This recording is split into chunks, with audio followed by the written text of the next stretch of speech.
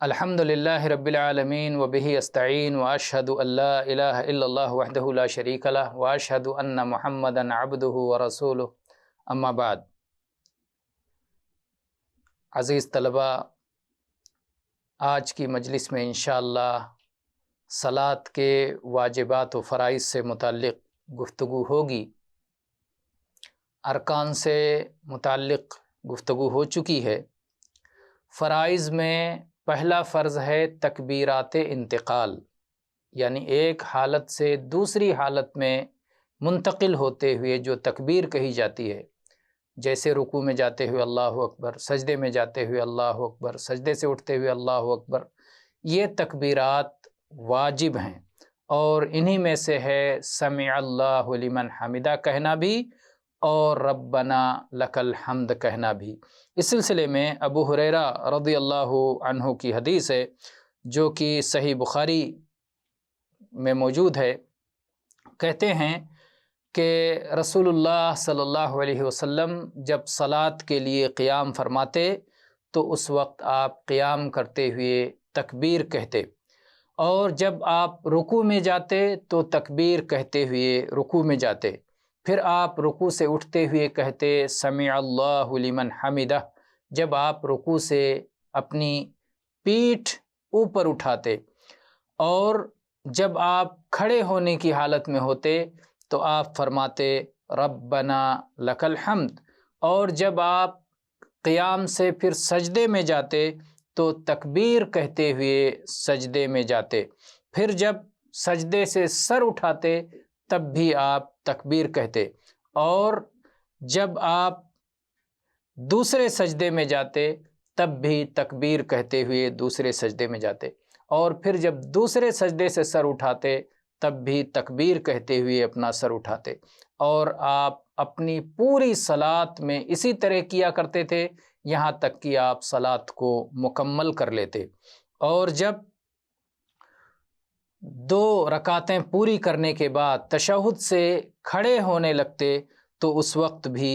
آپ تکبیر کہہ کر کے کھڑے ہوتے، اور آپ صلی اللہ علیہ وسلم نے فرمایا ہے صلو کما رأیتمونی اصلی۔ اسی طرح سے آپ صلی اللہ علیہ وسلم نے جب اس شخص کو صلاۃ کی تعلیم دی جس سے صلاۃ میں غلطیاں ہو رہی تھیں، تو آپ نے فرمایا کہ کسی شخص کی صلاۃ اس وقت تک مکمل نہیں ہوتی جب تک کہ وہ وضو نہ کر لے، اور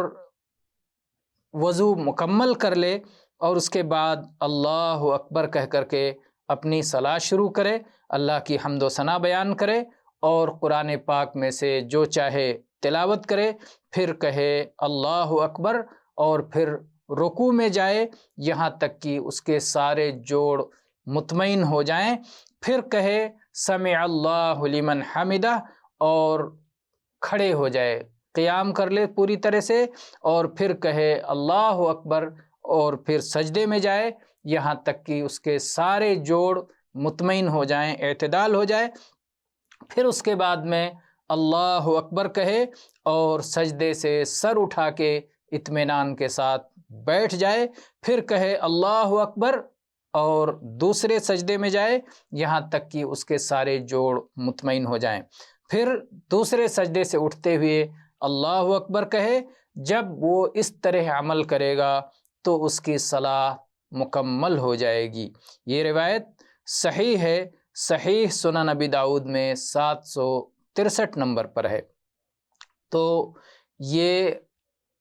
رہا پہلا واجب، تکبیرات انتقال اور سمع اللہ لمن حمدہ اور ربنا لک الحمد۔ دوسرا واجب ہے تشہد اول۔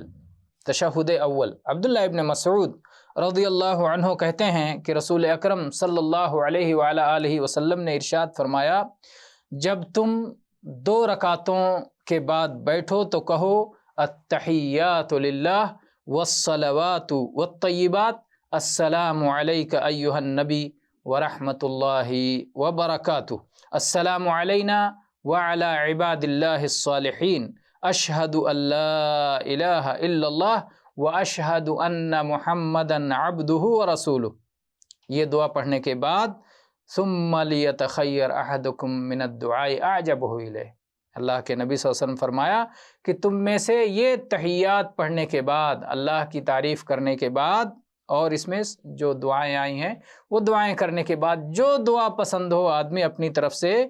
انتخاب کر لے، اپنی طرف سے اختیار کر لے اور ان دعاؤں کے ذریعے سے اپنے رب سے دعائیں مانگے۔ یہ حدیث صحیح ہے اور اروا میں 336 نمبر پر ہے۔ اسی طرح سے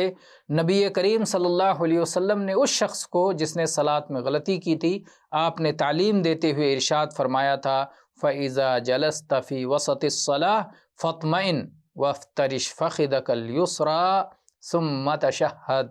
کہ جب تم صلاۃ کے درمیان میں بیٹھو تو پورے اطمینان کے ساتھ بیٹھو اور اپنے بائیں ران کو بچھا لو اور اس میں تشہد پڑھو۔ تو اس میں بھی آپ نے اس بات کا حکم دیا تھا۔ یہ اس کے دلائل ہیں۔ اسی طرح سے تیسرا واجب یہ ہے کہ جب آدمی صلاۃ کے لیے کھڑے ہو تو اپنے سامنے سترہ رکھ لے، تاکہ جو لوگ اس کے سامنے سے گزریں، اس کے اور سترے کے درمیان سے گزریں، ان کو روک سکے، اور جو آگے سے گزریں انہیں اس کی اجازت ہو اور اسے کوئی سروکار نہیں جو کہ سترہ کے آگے سے گزر رہا ہے، اس کے پیچھے سے جو چیزیں گزر رہا ہے اس سے وہ چشم پوشی کرے۔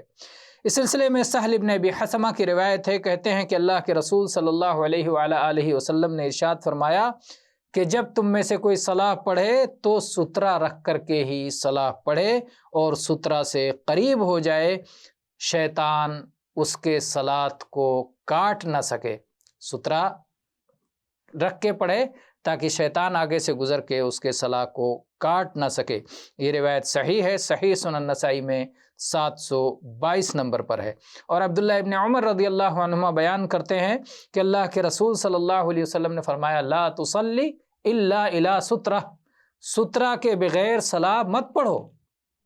اس سے اس کی تاکید معلوم ہوتی ہے کہ سترہ رکھ کر کے ہی صلاۃ ادا کرو اور اپنے سامنے سے کسی کو گزرنے مت دو۔ اگر کوئی شخص گزرتا ہے، انکار کرتا ہے، وہ گزرنا ضرور ہی گزرنا چاہتا ہے، تو اس سے لڑائی کرو، اس لیے کہ اس کے ساتھ میں ہمزاد ہے، اس کے ساتھ میں قرین ہے، اس کے ساتھ میں شیطان ہے۔ یہ آپ دیکھیں صحیح ابن خزیمہ کی روایت، جسے علامہ البانی رحمہ اللہ نے صفت صلاۃ النبی میں 62 نمبر پر ذکر کیا ہے۔ اور اسی طرح سے سترہ میں آدمی اگر دیوار کو سترہ بنا لے، یا کسی کھمبے کو سترہ بنا لے، ستون کو سترہ بنا لے، یا لاٹھی جو زمین میں نصب کر دی جائے اسے سترہ بنا لے، یا اسی طرح سے اپنی سواری کو سامنے بٹھا دے اور سواری کو سترہ بنا لے، اسی طرح سے سواری کے پیچھے اونٹ پر سواری کرتے ہوئے جو کجاوے رکھے جاتے تھے، اس کجاوے کی بلندی تک اگر کوئی سترہ ہے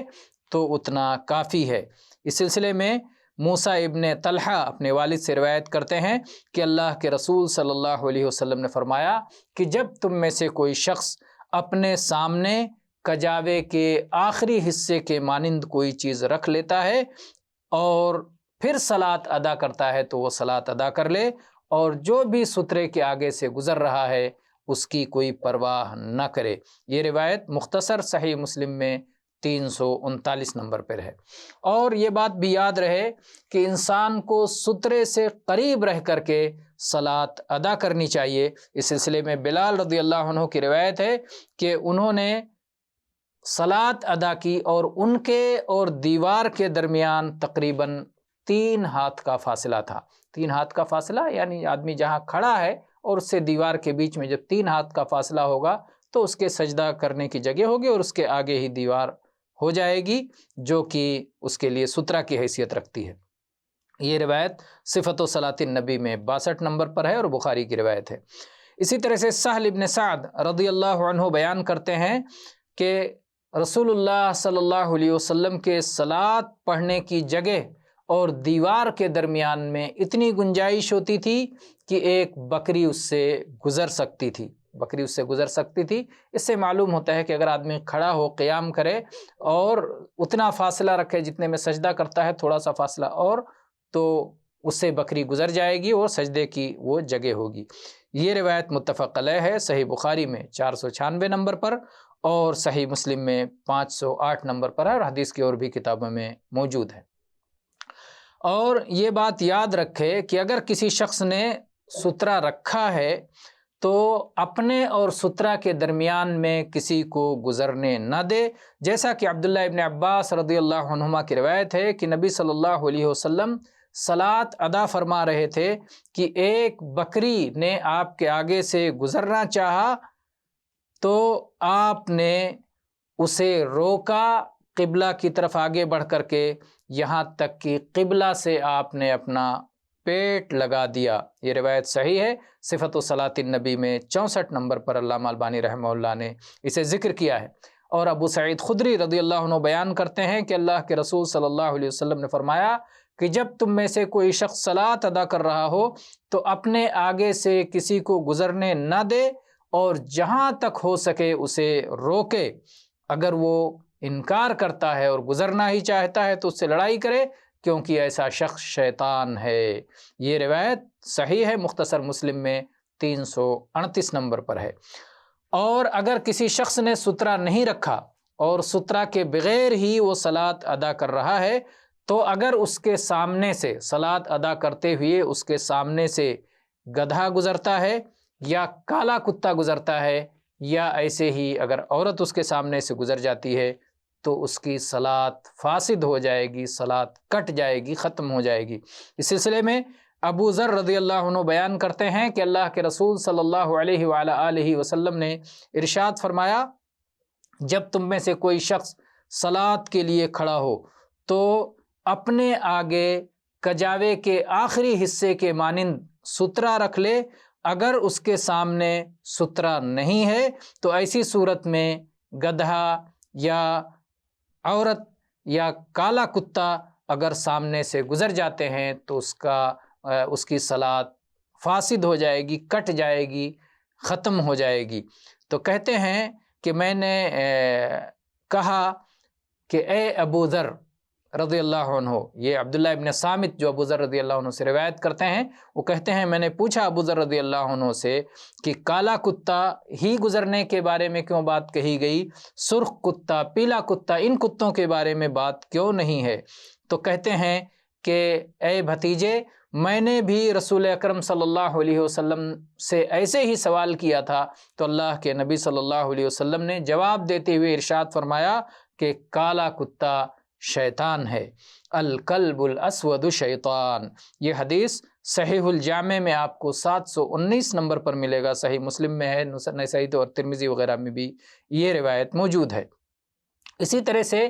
آپ یہ بات یاد رکھیں کہ کوئی شخص صلاۃ ادا کر رہا ہو تو اس کے آگے سے گزرنا حرام ہے۔ اس سلسلے میں ابو جہیم رضی اللہ عنہ کی حدیث ہے کہ اللہ کے رسول صلی اللہ علیہ وسلم نے ارشاد فرمایا، اگر مصلی کے آگے سے گزرنے والے کو معلوم ہو جائے کہ اس کے اوپر کیا گناہ پڑ رہا ہے تو وہ 40 تک رک جانا، 40 تک رک جانا بہتر سمجھے گا اس کے آگے گزرنے سے۔ 40 کہا گیا، 40 دن نہیں کہا گیا، 40 مہینے نہیں کہا گیا، 40 سال نہیں کہا گیا۔ اس سے آپ اس کے اندازہ کر سکتے ہیں کہ 40 تک رک سکتا ہے، یعنی 40 دنوں تک، 40 سالوں تک رک سکتا ہے، کس قدر وعید ہے۔ یہ متفق علیہ حدیث ہے، صحیح بخاری میں 510 نمبر، صحیح مسلم میں 507 نمبر پر ہے۔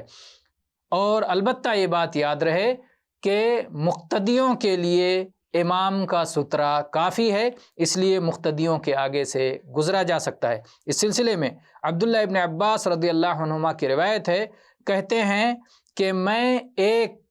اتان پر، گدھی پر سوار ہو کر کے آیا اور اس وقت میں بلوغت کے قریب ہو رہا تھا کہ رسول اکرم صلی اللہ علیہ وسلم منی کے میدان میں لوگوں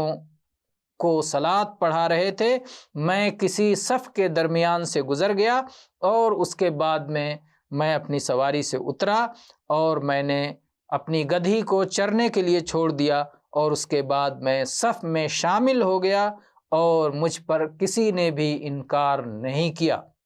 یہ حدیث متفق علیہ ہے۔ اس سے معلوم ہوتا ہے کہ نبی کریم صلی اللہ علیہ وسلم جو امام تھے آپ کا سترہ مقتدیوں کے لیے بھی تھا، کیونکہ عبداللہ ابن عباس رضی اللہ عنہ صفوں کے درمیان سے گزرے، لوگوں کے آگے سے گزرے صفوں کے درمیان سے، اور آپ کو روکا نہیں گیا۔ اس سے معلوم ہوتا ہے کہ اگر صفوں کے درمیان سے گزرنا، سترہ کے بغیر گزرنا ممنوع ہوتا تو آپ کو روکا جاتا، کیونکہ غلط بات پر اللہ کے نبی صلی اللہ علیہ وسلم کبھی بھی خاموش نہیں رہ سکتے تھے، آپ حق کو بیان کرنے ہی کے لیے آئے تھے۔ واللہ تعالی عالم، والحمد للہ رب العالمین، وصلی اللہ علی نبینا وسلم۔